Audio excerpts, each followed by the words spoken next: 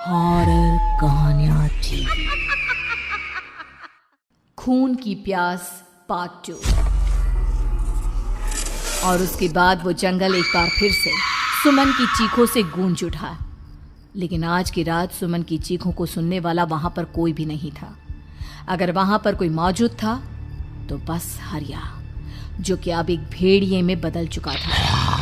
सुमन के बालों को पकड़कर घसीटते हुए वो जंगल के बीचों बीच एक जगह पर ले जा रहा था। अगली सुबह गांव में। अरे भाई, पता नहीं क्या बात है, अपने गांव का हरिया किसान और उसकी पत्नी सुमन दोनों गायब हैं। दोनों का कोई अता पता नहीं।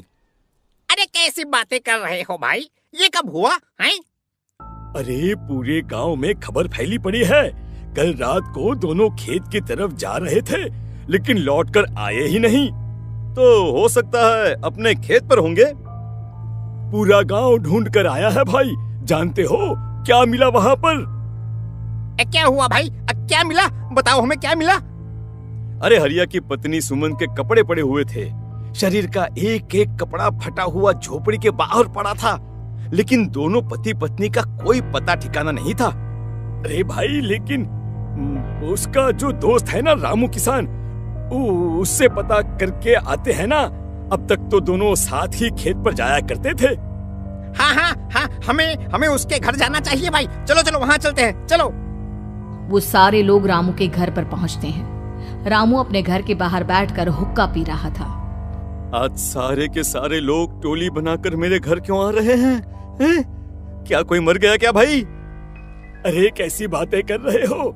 तुम्हारा सबसे अच्छा दोस्त हरिया और उसकी पत्नी गायब है और तुम यहाँ बैठकर हुक्का पिए जा रहे हो हैं? रामू ने अजीब सी नजरों से उन सब गांव वालों की तरफ देखा, जिसकी वजह से वो लोग एक बार के लिए डर गए। गायब है? अरे गायब नहीं है, मुक्ति मिल गई है। उन दोनों को मुक्ति मिली है। इस दुनिया में आकर हर इंसान पाप करता है और उसे उसके पापों के लिए मुक्ति मिलना बहुत जरूरी है। अरे ये कैसी बहकी बहकी बातें कर रहे हो भाई, हैं? और इसका चेहरा अजीब सा क्यों लग रहा है? लगता है दोस्त के मरने का गम बैठ गया है। पागल हो गया है शायद ये पागल। ये बात सुनते ही रामू चीख कर जोर से चिल्लाते हुए कहता है, पागल मैं नहीं हूँ, पागल तुम सब हो। और ये शैतानी जंगल अब तुम में से किसी को नहीं छोड़ने वाला, सबको खा जाएगा। याद रखना मेरी बात।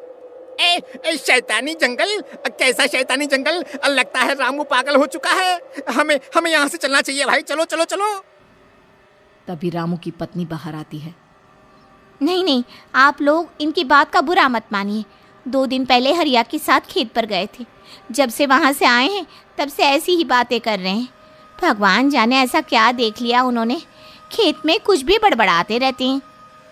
लेकिन गांव के लोगों ने कमला की कोई बात नहीं सुनी और वो सब वहां से चले गए। रात अब धीरे धीरे ढलने लगी थी। तभी अचानक किसी ने धीमी सी आवाज में रामू को पुकारा। रामू, आ जाओ, मैं तुम्हारा इंतजार कर रहा हूँ। और सुनो, अपनी पत्नी को साथ लेकर आना, नहीं तो काम अधूरा रह जाएगा। ये आवाज सुनते ही रामू के चेहरे पर शैतानी मुस्कुराहट आ जाती है। वो धीमे कदमों से अपने घर के अंदर आता है। क्या हुआ? तबीयत ठीक है ना अब आपकी? मैं तुझे अपने साथ खेत पर ले जाने आया हूँ, चल। मैं तुम्हारे साथ कहीं नहीं जाने वाली। मुन्ना गहरी नींद में सो रहा है और उसे अकेला छोड़कर मैं तुम्हारे साथ खेत पर नहीं आ सकती। वैसे भी तुम्हारे उन खेतों में भगवान जाने कौन सा राक्षस घूम रहा है, मुझे तो डर लगता है। रामू गुस्से में दांत पीसता अपनी झोपड़ी से बाहर आ जाता है और कमला गहरी नींद में अपने बच्चे के साथ सो जाती है। तभी अचानक रात को रामू की झोपड़ी के ऊपर एक साया वही गाना गुनगुनाते हुए घूमने लगता है जो हरिया के मोबाइल में बजा करता था। मैं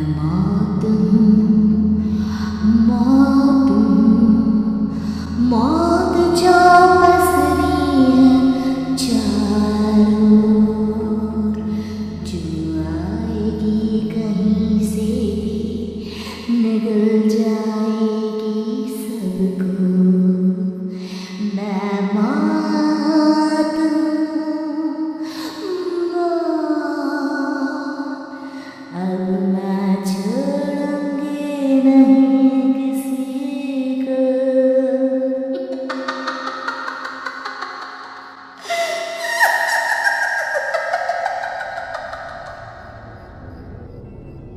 आवाज सुनकर रामू की पत्नी कमला की आंख खुलती है और वो देखती है कि उसका मुन्ना अपनी जगह से गायब था। कमला चीखते हुए बाहर दौड़ कर आती है। वहां पर उसने देखा कि रामू ने अपने बच्चे को झोपड़ी के बाहर एक पेड़ से उल्टा लटकाया हुआ था और उसका बच्चा चीख चीख कर रो रहा था। वहीं दूसरी तरफ एक साया बच्चे के ठीक नीचे आग जलाकर उसके चारों तरफ हैवानों की तरफ नाच रहा था। छोड़ दो मेरे बच्चे को। अरे क्या कर रहे हो तुम? शर्म नहीं आती तुम्हें? अपने ही बच्चे को इस तरह मौत के हवाले करते हुए। अपना बच्चा? किसने कहा ये मेरा बच्चा है? अरे ये तो उस रामू की औलाद है, इस गांव के किसान रामू की, और मेरी दुश्मनी इस गांव के हर इंसान के साथ है। क्या? कैसी बात कर रहे हो तुम? और ये औरत कौन है? ये मेरे बच्चे को खा जाएगी। तभी अचानक से उस साया ने एक बेहद खतरनाक दिखने वाली औरत का रूप ले लिया और उसकी आंखों से आग निकल रही थी। सही पहचाना तूने, मैं तेरे बच्चे को खा जाऊंगी। अगर तू अपनी इस हैवान पति रामू के साथ जंगल नहीं आई तो मैं तेरे बच्चे को खा जाऊंगी। लेकिन क्यों? आखिर क्या चाहते हो तुम मुझसे? मुझे जंगल क्यों ले जाना चाहती हो? औरत बुरी तरह से ठहाके मार मार कर जोर जोर से हंसने लगी और साथ में रामू भी। ये तो तुझे वहाँ चलने के बाद ही पता चलेगा ना। अगर तू नहीं आई तो थोड़ी देर में तेरा ये बच्चा आग में जलकर मर जाएगा। चल जल्दी। नहीं, मेरे बच्चे को छोड़ दो। तुम जहाँ कहोगे मैं तुम्हारे साथ चलने के लिए तैयार हूँ। और उसके बाद उस बच्चे को झोपड़ी में लिटाकर आगे आगे वो साया चल रहा था और उसके पीछे पीछे रामू अपनी पत्नी के बाल पकड़कर उसे घसीटते हुए जंगल की तरफ ले गया। जंगल में जाने के बाद, कितनी खूबसूरत हो तुम। आज की रात बस तुम और मैं एक दूसरे के साथ रहेंगे। मुझे तुमसे बहुत डर लग रहा है। तुम्हें क्या हो गया है? तुम तो बिल्कुल ठीक थे। वो होगा जो हमारे बीच होना चाहिए। तो आओ अपने आप को मेरे हवाले कर दो। कमला ने डर की वजह से अपनी दोनों आंखें कसकर बंद कर ली थी। रामू ने बुरी तरह से चीख कर कमला से कहा, आंखें खोलो अपनी और मेरी तरफ देखो। कमला ने जैसे ही अपनी आंखें खोली उसने देखा कि रामू एक खतरनाक खूनी हैवान में बदल चुका था। कौन हो तुम? जाने दो मुझे। क्या चाहते हो मुझसे? वही जो एक आदमी एक औरत से चाहता है। मैं तुम्हारा पति रामू नहीं, बल्कि इस जंगल का एक भेड़िया हूँ, और आज की रात तुम्हारे खून से अपनी प्यास बुझा जाऊं। और उसके बाद वो जंगल कमला की दर्दनाक चीखों से गूंज उठा। अगली सुबह कमला के कपड़े भी जंगल में उसी तरह पाए गए जैसे कि सुमन के पाए गए थे। इस घटना के बाद पूरे गांव में दहशत का माहौल था। अपने माँ बाप की मौत और गांव में हो रहे इस तरह की घटनाओं की खबर सुनकर किशन शहर से गांव लौट आया था। अपने माँ बाप की बेदर्द मौत की वजह से वो बहुत परेशान था। तभी अचानक उसे अपने घर में खाट के नीचे पड़ा हुआ वो मोबाइल फोन मिला जो उसने अपने पापा हरिया को गिफ्ट किया था। अरे कितने प्यार से पापा के लिए मोबाइल फोन लेकर आया था। इसे एक दिन भी काम में नहीं ले पाए। और आखिर कौन है जो गांव में इस तरह की हत्याएं कर रहा है? क्या है इन सब के पीछे? क्या है? मुझे पता करना ही होगा, वरना एक दिन पूरा का पूरा गांव खाली हो जाएगा। इस गांव में एक भी जिंदा इंसान नहीं बचेगा। गांव के लोगों की मदद करने के इरादे से किशन अपने गांव से दूर एक दूसरे गांव में बहुत बड़े तांत्रिक के पास मिलने के लिए गया। तांत्रिक बाबा, अब आप ही कुछ उपाय बता सकते हैं। भगवान जाने हमारे गांव को किसकी नजर लग गई है। नजर नहीं लगी है, किसी ने तुम्हारे गांव को बद्दुआ दी है। किसी सताई हुई आत्मा का प्रकोप है और अब वो पूरे गांव में किसी को नहीं छोड़ेगी जब तक उसकी आत्मा को शांति नहीं मिल जाती। अरे लेकिन ऐसा कौन है बाबा? किसकी आत्मा है और कैसे मिलेगी उसे शांति? मौत है मौत, कहीं से भी आएगी और सबको निगल जाएगी। इससे बचने का सिर्फ एक ही उपाय है, लेकिन उस उपाय को करना आसान नहीं होगा। जो भी उस उपाय को करने की कोशिश करेगा उसकी जान जा सकती है।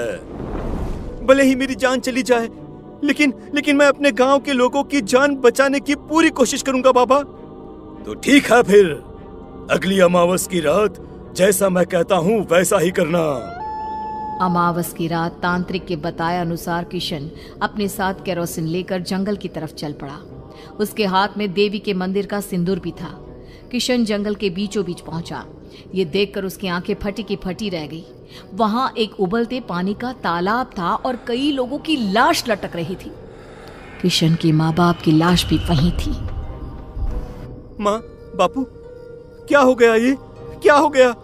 तभी वहां पर एक औरत और आदमी आते हैं। उन्हें देखकर किशन चौंक जाता है।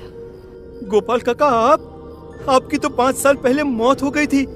और निर्मला काकी, आप?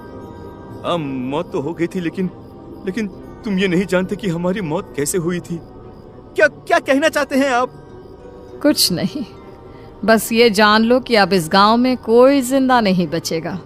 लेकिन क्यों काकी? क्योंकि 5 साल पहले इन गांव वालों ने मुझे डायन बताकर पत्थर मार मार के मार डाला।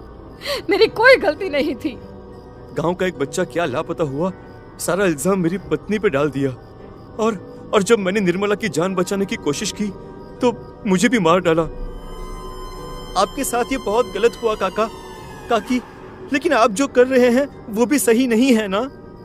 तुम यहाँ से चले जाओ, वरना तुम भी नहीं बचोगे।